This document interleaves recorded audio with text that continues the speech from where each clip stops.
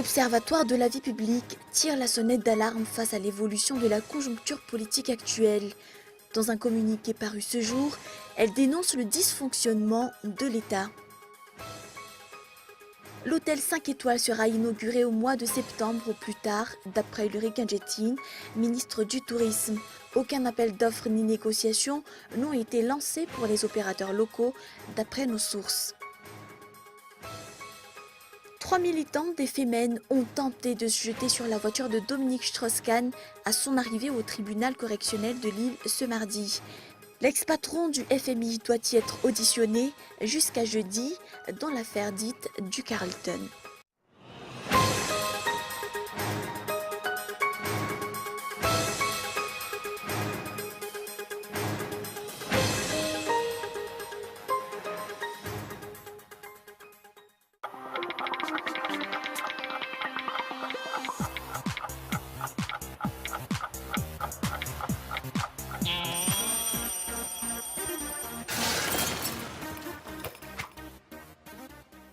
En février, Canal+ et CanalSat jouent en équipe.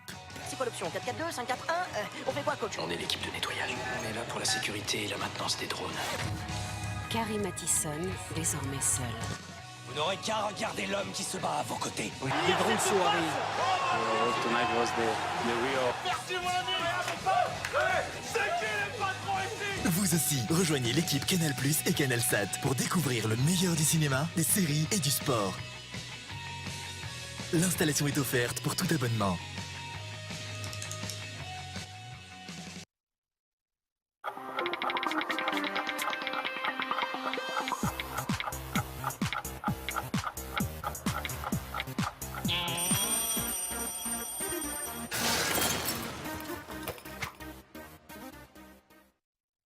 Bonsoir à tous et bienvenue dans ce journal.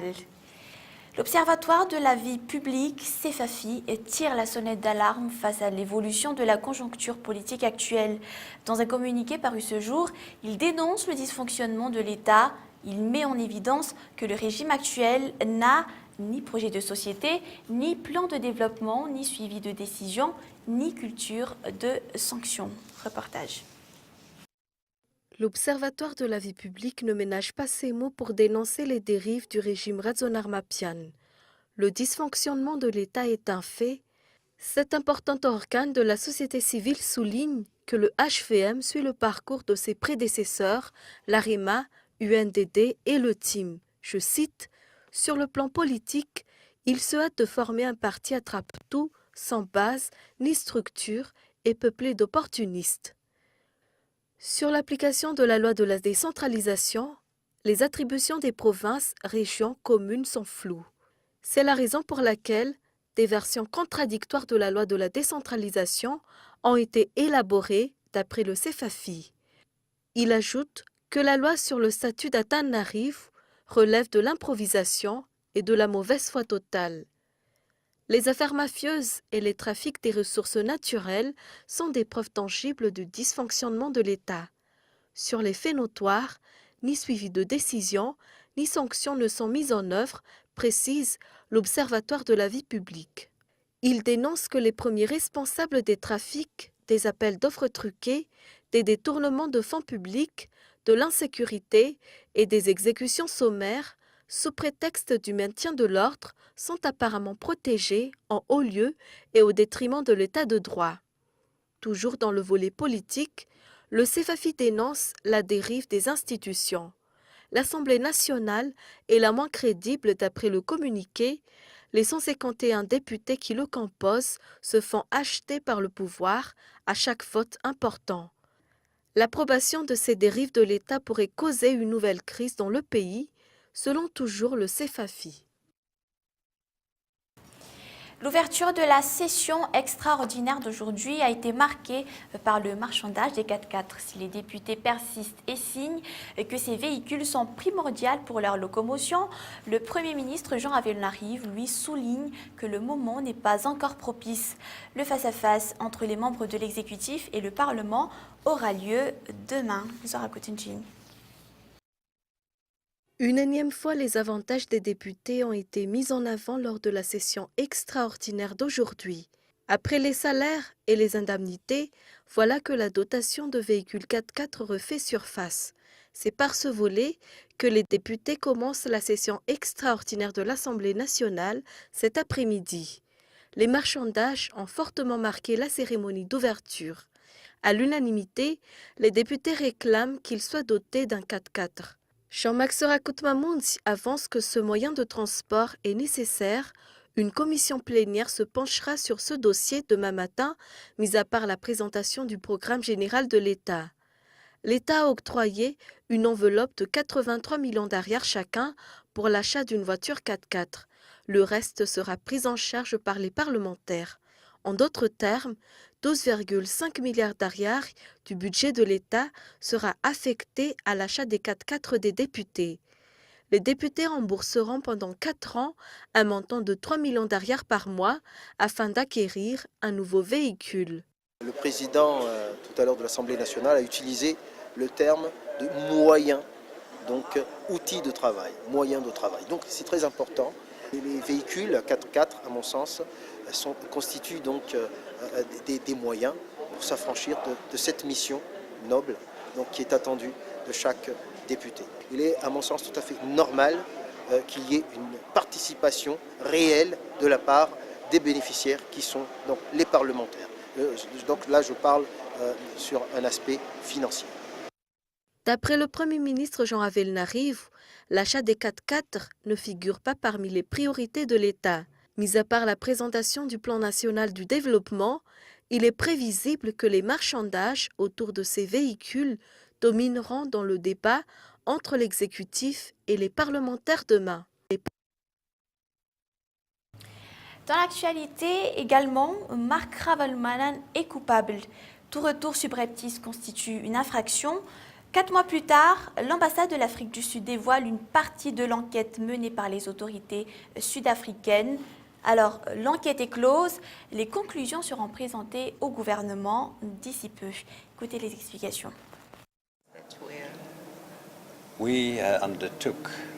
Les gouvernements sud-africains avaient dit qu'ils allaient partager les résultats de cette enquête et c'est ce qui va se faire. Le président Ravalomanana, il a violé les lois, pas seulement à Madagascar, mais aussi en Afrique du Sud. L'investigation a été clôturée et les résultats seront partagés avec les gouvernements malgaches. L'hôtel 5 étoiles sera inauguré au mois de septembre au plus tard d'après Ulrik Enjetin, ministre du Tourisme. Ce nouveau complexe hôtelier sera géré par le groupe Sheraton. Aucun appel d'offres ni négociation n'ont été lancés par les opérateurs locaux d'après nos sources. La remise aux normes de cette infrastructure hôtelière nécessite un budget à hauteur de 5 millions de dollars. 240 normes sont requises pour l'obtention de la classification 5 étoiles. Mis à part l'ameublement de luxe, les décorations et les tapisseries, le complexe hôtelier doit disposer d'une chambre de 24 mètres carrés et d'une salle commune de 90 mètres carrés au minimum. Le service doit être assuré 24 heures sur 24 pour les infrastructures hôtelières avec plus de 30 chambres. Côté confort, l'ascenseur compte parmi les critères. À Madagascar, le Carlton est le seul hôtel répondant à ces normes. À Ivatu, la construction de l'hôtel 5 étoiles a débuté en 2006. La finition n'est pas encore terminée jusqu'à maintenant. Un budget de 5 millions de dollars est nécessaire pour la réalisation de ces travaux, d'après Ulrich Enjetin, ministre du Tourisme. La gestion de ce complexe hôtelier sera cédée au groupe Sheraton. L'hôtel 5 étoiles sera inauguré au mois de septembre au plus tard. Aucun appel d'offres n'a été lancé à ce jour. Les opérateurs économiques malgaches n'ont pas été non plus approchés. Le contrat de gérance de l'hôtel 5 étoiles reste pour le moment confidentiel. 104 personnes sont mortes de kéré ou grave sous-alimentation due au passage du cyclone Shedza et l'entrée du cyclone Fundi. La région compte 180 000 sinistrés selon le ministère de la Population. Les Andes de Belou, Mbuvumbe, Andjoui et Beruru ont vécu 3 jours sous la pluie. Par ailleurs, Antananarive n'a pas à craindre un quelconque cyclone, mais n'en aura pas fini avec les intempéries selon les services météorologiques. Olivier Chignal. Depuis le mois de novembre, 200 000 personnes vivent dans une grave situation de carence alimentaire. Le Kéré ou la Grande Faim. Les régions d'Ambovembeandjoui, Pekil, Pelou, Peruru, Tsiumbe et Impani ont été victimes du Kéré. Près de 104 personnes en péri et le chef district de Bekil déclare 5 821 sinistrés. Les statistiques du PNGRC font état d'un mort, de 1180 maisons sous les eaux, de 234 maisons détruites, dont 2 écoles et 4 bureaux. Les problèmes du Kéré et des sinistrés ne seront pas résolus dans le plus bref délai selon le ministère de l'eau. En ce moment, il n'y a plus de cyclone qui menace de frapper Madagascar selon les services de la météorologie, mais les pluies persisteront toujours. Les gestes de solidarité ont permis de collecter samedi dernier 170 millions d'ariars, 160,35 tonnes de riz, 1132 tonnes de sucre, 1711 litres d'huile, 2 tonnes de légumes et 100 sacs d'effets vestimentaires. Et voilà, on passe aux actualités internationales. Dominique Strauss-Kahn a été chahuté par des femmes à son arrivée au tribunal correctionnel de Lille ce mardi. 3 militantes féministes ont essayé de se jeter sur la voiture de Dominique Strauss-Kahn avant d'être maîtrisées par la police. Il doit être auditionné jusqu'à jeudi matin aux côtés de 4 coprévenus pour proxénétisme aggravé dans l'affaire dite du Carlton. France 24. Les affaires de sexe et de pouvoir, ça attire les caméras et les fémènes. 3 d'entre elles ont accueilli torse nu la voiture de l'ex-patron du FMI, Dominique Strauss-Kahn, à son arrivée au palais de justice de Lille. Leur slogan du jour, Mac et client déclarés coupables. L'action a duré moins d'1 minute, la voiture, elle, est déjà hors de vue. Pour Emmanuel Daoud, avocate de l'association LENI, qui s'est portée partie civile, ce genre de performance est loin d'être nécessaire. Moi, je n'ai pas de commentaire à faire là-dessus. La seule chose que j'attends comme avocat, c'est que les débats se déroulent en toute sérénité. Et ce type de manifestation n'est pas propice à la sérénité des débats. Voilà. DSK sera entendu 3 jours. 3 jours pour convaincre les juges qu'il ignorait que ses partenaires sexuels étaient des prostituées. Nous verrons au travers de ces 3 journées durant lesquelles il va être interrogé s'il est vraisemblable, crédible, que l'ancien directeur général du FMI, que l'ancien professeur agrégé, que l'ancien ministre de l'économie et des finances, que le grand expert international qu'il est, avait à ce point un peu de lucidité et de clairvoyance pour penser que l'ensemble de ces femmes et l'ensemble de ces participantes venaient simplement pour son pouvoir de séduction. Dans une lettre lue par le tribunal, DSK dit n'avoir commis ni crime ni délit. Il conteste en outre toute activité débridée au Carlton et ajoute une nouvelle fois qu'il n'avait pas connaissance de la présence de prostituées. Une défense que Jade et Mounia, 2 anciennes travailleuses du sexe, vont tenter de contrer. Elles affirment que DSK savait ce qu'elles faisaient pour gagner leur vie. Le tribunal de grande instance Grasse a rendu son jugement ce mardi. La maternité où 2 bébés avaient été échangés à la naissance il y a une vingtaine d'années est condamnée à verser 400 000 € à chaque enfant. Les parents seront également indemnisés à hauteur de 300 000 € chacun et les frères et sœurs à hauteur de 60 000 €. Au total, la clinique devra verser près de 2 millions d'euros de dommages et intérêts. Lors de l'audience, les familles avaient réclamé 12 millions d'euros. C'est toujours un reportage de France 24. C'était il y a 2 mois. L'ouverture d'un procès sans précédent en France. L'histoire de 2 bébés échangés par erreur à la naissance. Ce matin, le tribunal a rendu son jugement. Près de 2 millions d'euros de réparation versés aux familles. C'est moins que les 12 millions d'euros réclamés, mais c'est une victoire quand même pour Sophie Serrano, l'une des 2 mamans concernées. Après tant d'années, enfin, l'erreur est reconnue. Moi, je suis lavée de tout. Je n'ai plus de raison de me sentir responsable de quoi que ce soit. Ouais, c'est une reconnaissance qui est un grand soulagement. L'histoire débute en juillet 1994 dans cette clinique de Cannes aujourd'hui fermée. 4 jours après leur naissance, 2 bébés atteints d'une jaunisse sont placés dans une couveuse pour être soignés. Au moment d'être rendus à leur famille, les bébés sont inversés par une infirmière sous l'emprise de l'alcool. Le préjudice ne sera révélé que 10 ans plus tard. Aujourd'hui, Manon Serrano a 20 ans. C'est la fin d'un long calvaire. C'est fini. Ouais, c'est 10 ans long et c'est fini. Voilà. Ça fait du bien. De se dire qu'on ne recevra plus de courrier et que c'est fini, voilà. Je peux mettre un point définitivement à cette page et avancer pleinement. Au moment du procès, la clinique reconnaissait son erreur, mais l'avocate de l'établissement rejetait également une partie de la faute sur les parents. Comment il est possible, alors que les petites filles avaient plusieurs jours, que l'inversion n'ait pas été vue ou pas été révélée, en tout cas plus fermement qu'elle l'a été, par les mamans. La ligne de défense donc n'aura pas tenu.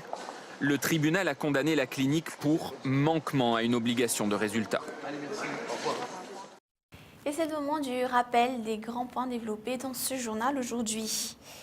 L'Observatoire de la vie publique CEFAFI tire la sonnette d'alarme face à l'évolution de la conjoncture politique actuelle. Le communiqué paru ce jour dénonce le dysfonctionnement de l'État. Il met aussi en évidence que le régime actuel n'a ni projet de société, ni plan de développement, ni suivi de décision, ni culture de sanctions.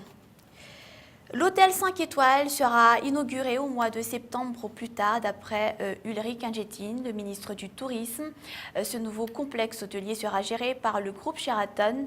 La remise aux normes de cette infrastructure hôtelière nécessite un budget à hauteur de 5 millions de dollars. Et enfin, les 104 personnes sont mortes de kéré ou grave sous-alimentation due au passage du cyclone Chiza et l'entrée du cyclone Fundi. La région compte 180 000 sinistrés selon le ministère de la Population. Les zones de Belou, Mbouvoumbe, Andjoui et Beruru ont vécu 3 jours sous la pluie. Pour revoir ce journal dans son intégralité, n'hésitez pas à visiter notre site tv.cool.mg. Mais voilà, dans un instant, vous allez suivre des films. Le premier qui s'intitule Valentine's Day, puisque voilà, nous approchons de la Saint-Valentin. Et le deuxième film s'intitule Call Girl. Voilà pour l'essentiel. Merci d'être resté avec nous. On se retrouve demain à la même heure sur Cool TV. Excellente soirée à tous. Au revoir.